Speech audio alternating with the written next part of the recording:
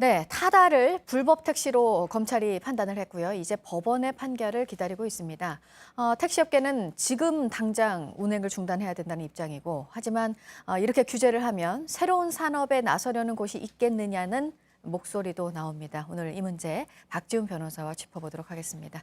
어서 오세요. 네, 안녕하세요. 박준입니다. 네. 타다 측은 정부가 그동안 불법이라고 한 적이 없는데 검찰은 이렇게 왜 판단을 한 것이냐. 네. 이렇게 반발을 일단 반발하는 쪽에서는 타다 측에서는 하고 있고요. 네. 검찰이 구체적으로 어떤 법률을 위반했다고 봤는지 그 부분부터 먼저 그렇죠. 짚어볼까요? 여객 자동차 운수 사업법입니다. 택시 면허를 받지 않고 유상 운송을 할 수 없도록 돼 있는데 이 타다 이 승합차이긴 하지만 면허 없이 유상 운송을 했기 때문에 여객 자동차 운수 사업법 위반이라고 지금 기소가 된 그런 상황입니다. 네.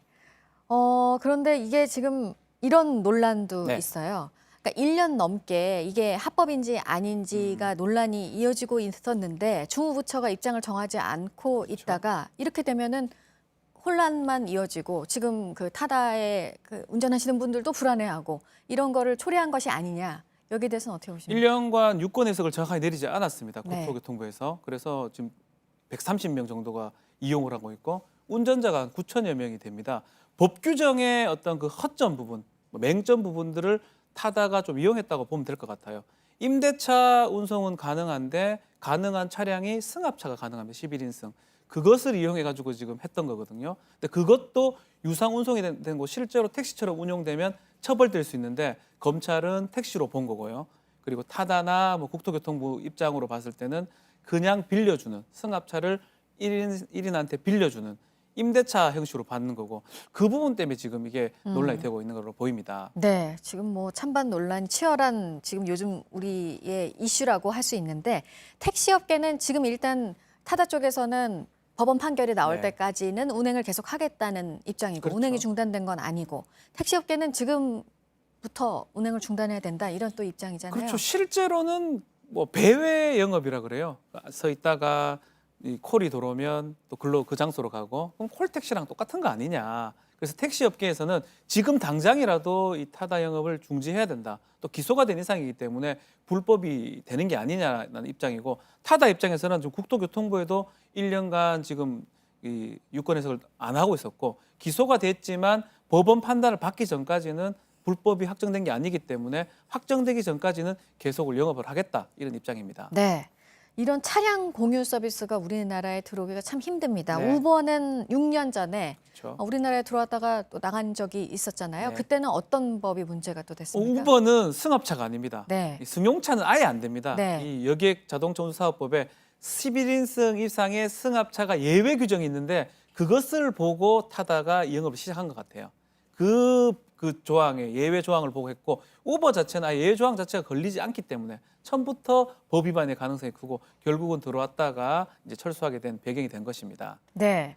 이제 또 법정에서 이 문제를 싸우게 될 텐데 네. 이렇게 우버도 그렇고 이번에 타다 문제도 그렇고 이런 의견이 또 있잖아요. 새 시대를 좀 따라가 줘야 된다, 법률도. 여기에 대해서 변호사는 어떻게 생각하세요? 스마트폰을 기반으로 해서 공유 서비스입니다. 차량 공유, 뭐 이동 서비스 이렇게 볼 수가 있는데 이거는 정말 미래 산업이거든요. 근데 예전 이 여객 자동차 운사업법은 예전에 있던 산업에 기반해서 만들어진 법들인데 이 현행에 맞게 법이 좀 바뀌어야 되는데 아직까지 법이 안 바뀌고 안 바뀐 법에 따라서 지금 기소가 된 상황이거든요. 그렇다고 뭐 타다가 잘했다는 게 아니고 법은 계속 현재 있는 법이 유지가 있기 때문에 되는 거고. 그래서 사실은 궁극적으로는 법이 바뀌어야 됩니다. 법이 바뀌어야 되고 또 택시업계도 반발하기 마찬가지죠.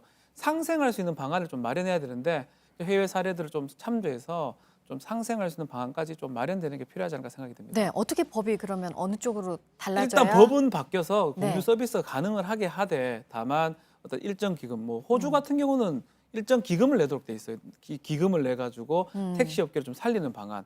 핀란드도 마찬가지고요. 그런 어떤 상생 방안을 조금 정부나 이렇게 대타협적으로 좀 만드는 게 필요하지 않을까. 뭐 무조건 법에 지금 안 되기 때문에 위반되고 처벌하겠다. 이거는 조금 좀 잘못된 게 아닌가 생각이 듭니다. 네. 이제 재판 결과가 나오겠지만 이거에 따라서 타다의 운행은 또 멈출 수도 있는 그렇죠. 그런 지금 운명입니다. 맞습니다. 지금 일단은 지금 있는 법 안에서 재판이 열리는 네. 거고 재판의 쟁점은 그럼 뭐가 될까요? 딱 그겁니다. 네. 택시로 볼 수 있느냐, 콜택시냐, 아니면 그냥 빌려준 거냐.